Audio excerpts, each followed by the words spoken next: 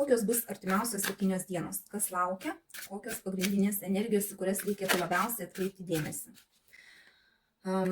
Bendras fonas, jūsų vidinė būsena, jūsų veikla, finansai. Tiems, kas ieškote darbo, kokia tikimybė rasti darbą. Asmeniniai santykiai. Tiems, kas ieškote naujų pažinčių, kokia tikimybė rasti naują žmogų. Tiems, kas porose. Tiems, kas trikampėse, koks bus laikas. Ko pasisaugoti, ką paleisti ir patarimas, kaip tą laiką praleisti kuo geriau. Bendras fonas, taurių pažiukas, iš tikrųjų būsite nusiteikę jausmingai, galbūt galite kažkokią informaciją gražią gauti, kuri jūs džiugins, galite net įsimylėti pagal pažą taurių, ne? Vat jausmai kažkokie gali prabusti. Toks nusiteikimas jausmingas bus per ateinančias kelias dienas. Vidinė būsena, mylimųjų arkanas, vėlgi kartojasi, kad galite įsimylėti, galite tokius gražius jausmus jausti, bet tuo pačiu ir gali būti tokia pasirinkimo dilema, kaip elgtis, ką daryti, ne? Va tas toksai vidinis jausmas bus, kad reikia kažkaip tai pasirinkti, bet rinktis jūs kol kas dar net ir nenorėsite. Reikia, suprantat, kad reikia rinktis, ne? Bet kažkaip tai tolinsite nuo savęs tą pasirinkimą. O čia negalima tolinti, reikia, jeigu yra ta tokia būsena, kad reikia rinktis, ne? Tas noras toks, tai ir rinkitės, netemkit gumos. Jūsų veikla, jūsų finansai. Čia lazdų dvejetukas. Čia irgi bus pasirinkimo arkanas, bus tokia dilema, galbūt keisti darbą, galbūt kažką tai naujo pradėti daryti, kažką kitaip, negu kad darėte iki šiol, ne? Vat ir jūs, čia galbūt irgi apie darbą yra, nebūtinai, kad apie santykius gali būti, ne? Vat ta tokia vidinė būsena, kai reikia pasirinkti, kai širdis nori vieno, o protas, galva nori visai ko kito. Tai čia labai svarbu įsivertinti būtent savo intuiciją, pajauskite, ne? Ir pagal emociją savo žiūrėkit, kas jums yra geriau. Tie, kas darote, pavyzdžiui, kažkokius tai pasirinkimus, kas liečia jūsų darbą, galbūt gausit kažkokius tai projektus naujus, pasiūlymus naujus, irgi įsivertinkit, ar jums reikia to naujo kažko, ar jūs galite tiesiog sėdėti toj pačioj būsenoj, kokioj ir esate iki šiol, nes tai nėra blogas variantas, ne? Tiesiog galbūt jūs jau norite kažko tai naujo. Tiems, kas ieškote darbo, čia yra saiko arkanas, iš tikrųjų dar balansuosite, jeigu ir bus kažkokie tai pasiūlymai, tai nelabai patrauklus jie jums bus, ne? Tiesiog nenorėsit galbūt jūs jų priimti, ne? Arba vat irgi vidinė būsena tokia bus, jeigu ir bus kažkoks tai pasiūlymas, jūs neskubėsit priimti tų pasiūlymų, laviruosit, galvosit, reikia jums čia, nereikia, patinka, nepatinka, vat kažkas tai tokio, nors pasiūlymų gali būti, ne? Bet, kaip ir sakau, nelabai jūs jie džiugins, nelabai jums jie bus priimtini tie pasiūlymai, tokie, norėsis galbūt kažko tai kito. Santykiai. Tiems, kas ieškote naujų pažinčių, tai čia gali būti bendravimas, gali būti toksai, ir pažintis naujos gali būti, ir tokios pažintis, kur jūs vieni kitiem padėsit. Mergaitėm netgi gali būti toksai patarimas, kaip, kad susipažint, galbūt paprašyti, nors pagalbos, kaip pavyzdys, va ten, kad kažką tai padėtų tam, kad užmėgsti pažintį, ne? Va tas toksai, toks arkanas čia yra bendradarbiavimo, iš tikrųjų.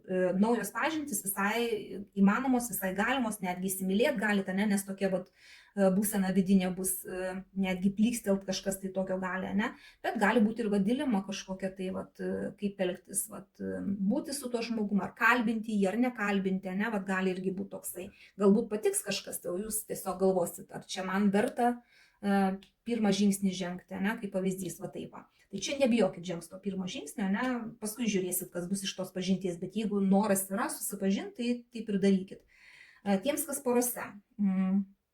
Čia monetų trejetukas, jūs tiesiog bendradarbiausit, tiesiog kursite buitį, galbūt netgi remontas gali namuose būti kaip pavyzdys, arba pirkinius kažkokius galite daryti, ne? Čia tiesiog toksai, ramus laikotarpis buitinis, kai jūs kartu kažką tai kursite.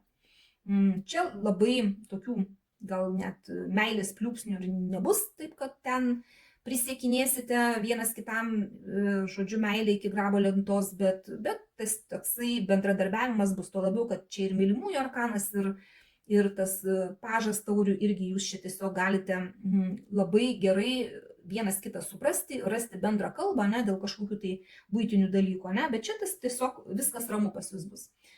Dirbsite dėl vienas kito santykiuose.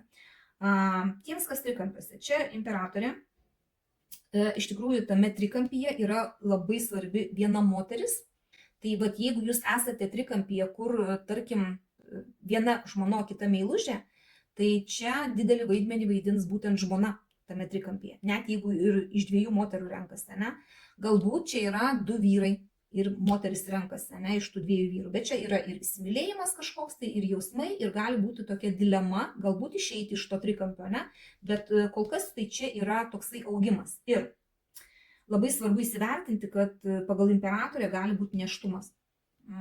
Todėl pagalvokit, reikia jums to ar nereikia, ne? Čia labai tikimybė tokia didelė ir dar su taurių pažiuku gali būti, ne, apie vaikus čia. Tai irgi, įsivertinkit.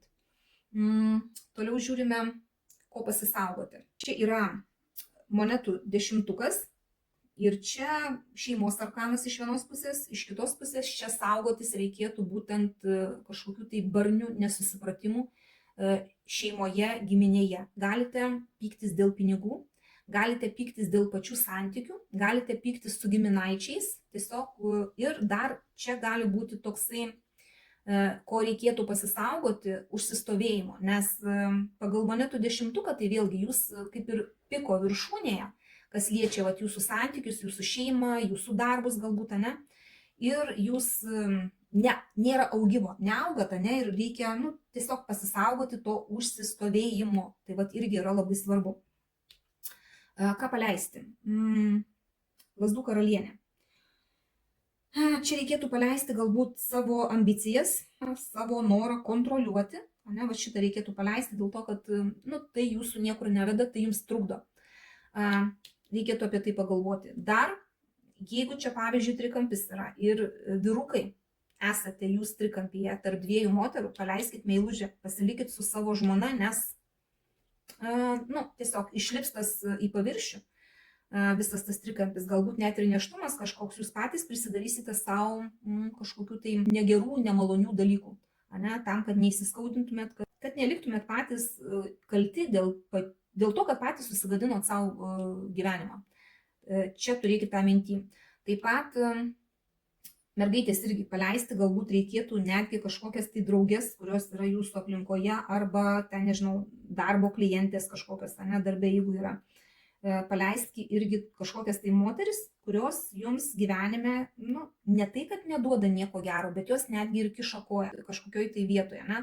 Galbūt darbe, ne, kiša koją, galbūt asmeniniuose santykiuose, kažkokia tai draugė ale, ne, draugė, kur tik tai vadinasi draugė, o iš tikrųjų ne jokia jinai jums nedraugė, ne? Tai va, čia reikėtų paleisti iš savo gyvenimo kažkokią tai moterį. Ir kaip elgtis?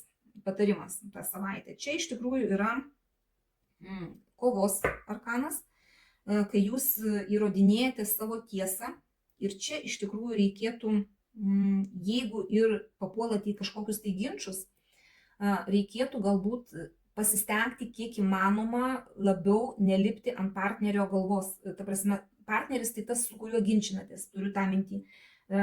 Čia gali ir darbe būti ginčai kažkokie, ne, tai oponento savo per daug nepulkite.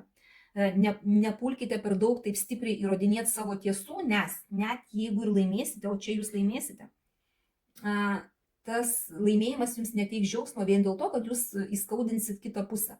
Tai čia labai svarbu. Nors jums reikia ginti savo tiesą, nors jums būtinai reikia kažkaip tai išlaikyti savo poziciją kažkokiu tai būdu, bet kiek įmanoma pasistengit, kad tai būtų gražus išlaikymas, ne? Kad ta tiesa būtų apginta gražiai, kad nesusimuštumėt, ne? Kad neapsižodžiuotumėt taip, kad paskui atsisukę atgal gailėtumėtės. Ne?